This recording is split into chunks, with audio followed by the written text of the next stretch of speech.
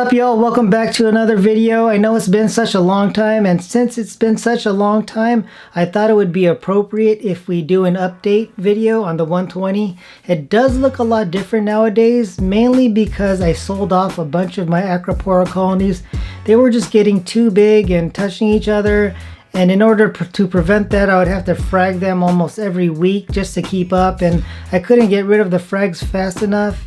Plus, I had a bunch of newer, more colorful, higher end pieces that I had acquired, and they were just sitting on a frag rack on the front glass, and I really wanted to get them off the glass and mount them to the rock work.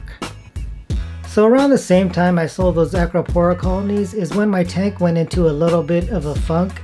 Colors were starting to get a little duller and my growth was slowing. And back when I posted this video on my water parameters is when all this started to happen. Actually, and during that video is when I said that I had trouble getting my phosphate off 0.00. And at that point, it was already like that for 2 months. So my RoaPhos was off for 2 months prior to making that video. And 2 months after that video, my RoaPhos was still off, and my phosphate checker, the HANA checker, was still giving me 0.00 until one day I checked it and the phosphate came out to be 0.11, which was crazy because that was totally out of the blue. And then I rechecked it again and it gave me 0.00. Frustrated, I just threw the stupid thing away. But that wasn't the only reason I threw it away. This is what tends to happen to these electronic checkers in my experience. Usually they're good for a year or a year and a half, but then after that they just go bad. So I've actually had 2 HANA electronic testers before the actual checkers came out, but those went bad in a year and a half. And this was about 8 years ago. So that was one reason I got rid of it. But at that point, I also figured that I needed something to tell me that my phosphate was creeping up on me. So I actually tried the Salifert phosphate test kit, and lo and behold, that thing gave me 0.00 as well. So that went on for another couple months. Again, just kept the RoaPhos off until one day I just decided, screw it. You know, I've been having this problem for over 6 months at that point with the dull colors and the slow growth, and I just decided to run the RoaPhos again, regardless of what the test kits were telling me. And the reason for that is because as far as back as I can remember, maybe about 10 plus or so years ago, when I really first started to have a successful Acropora dominated tank, I was running RoaPhos.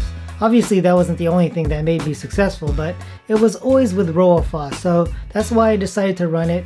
And seriously, I'm not over exaggerating, the day after I started the RoaPhos, my colors looked so much more, maybe not so much more, but they were noticeably more vibrant, and my polyp extension was even better. If you don't believe me, check out this reefer's opinion a couple of months ago.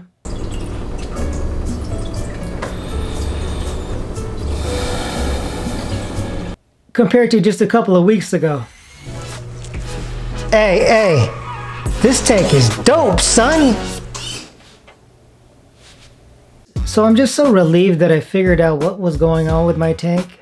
From here on out, I'm just going to run RoaPhos indefinitely. I'm not going to test phosphate because I think it's a waste of money. And I'm just going to switch out the RoaPhos every 2 to 3 months, kind of like it was carbon. You know how you just change carbon periodically if you're not testing for anything? I'm going to do the same thing with RoaPhos. So another big change with the tank is with my calcium reactor. I actually got rid of it. I was having problems with it. The biggest problem was that the output kept getting clogged. And this was with the output being a continuous flow, not a drip. So the problem with having an output that gets clogged with me is that I go out of town for work for weeks at a time. And the last time that I went out of town, I came back and my ALK was at 4. So I can't have that going on. So something else that I didn't like about the calcium reactor was the pH drop that it causes. I was dumping in so much kalkwasser just to keep the pH above 8. And in all fairness, the calcium reactor was probably a little undersized for my demands, and it definitely would have helped to have a second chamber full of reactor media just to mitigate that pH drop that occurs, but I just couldn't deal with it. I was dumping in so much kalkwasser, and with 2-part I do dose kalkwasser at the same time as well, but is almost 4 times less. A third reason I didn't like the calcium reactor is because of actually having to refill the CO2 bottle. It's just not the most straightforward process that I would hope it would be. You know, you go to these weld shops and, you know, if you want to keep your bottle, the dude's all inspecting it and looks and sees when it's been last tested or inspected, and he's seeing if it belongs to them. So it's not easy to keep your own bottle, especially if you want to keep your nice shiny one. On top of that, if you're okay with just switching out your bottle, you gotta, well, in my case, I wanted a nice one because my CO2 bottles, you know, in plain view in the living room, I didn't want some banged up bottle there. So, you know, you gotta ask for that. And then once you finally get your CO2, they're like typing stuff in the computer, and then they print out the invoice, and then you gotta sign the invoice and you pay your credit card. It's just not the most straightforward process. I mean, I understand why it's like that, or why it has to be like that, but I just wish it was a little quicker. So to me, I mean, that was only about every 6 months where I'd have to refill my CO2 bottle, but I'd rather make 2-part. At this point, I'd rather make 2-part every 2 to 3 weeks. So I did experiment with something else in the last 8 months, and that was with actinic bulbs.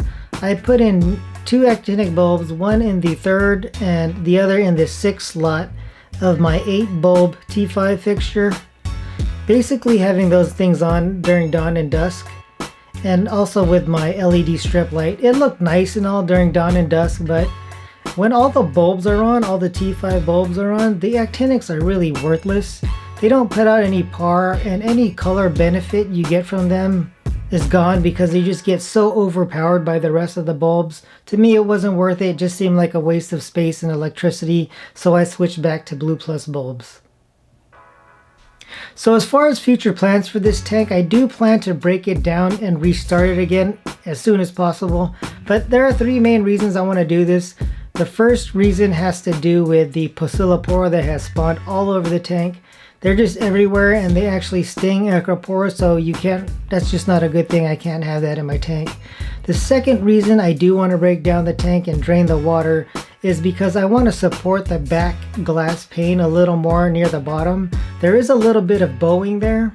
Glass is allowed to bow a little bit, but it just makes me uncomfortable to have glass bowing right where it's meeting another pane and it's siliconed.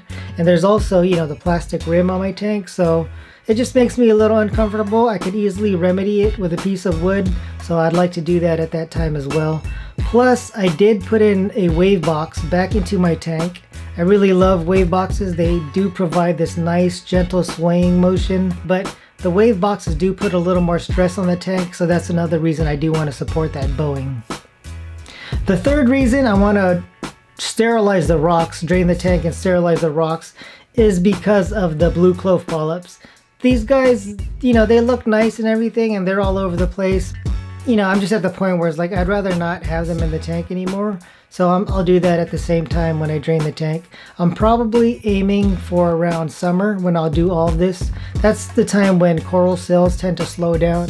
Hey, so if you're wondering about the 140, it's doing well. The stability of the 140 has really helped me start to declutter the 120. I'm still making little tweaks here and there to it. Like the other week I changed out the skimmer, but maybe in the next video I can do an update on the 140. Well, that's about it for this video, guys. Thank you so much for watching. Until next time, it's alright. Late.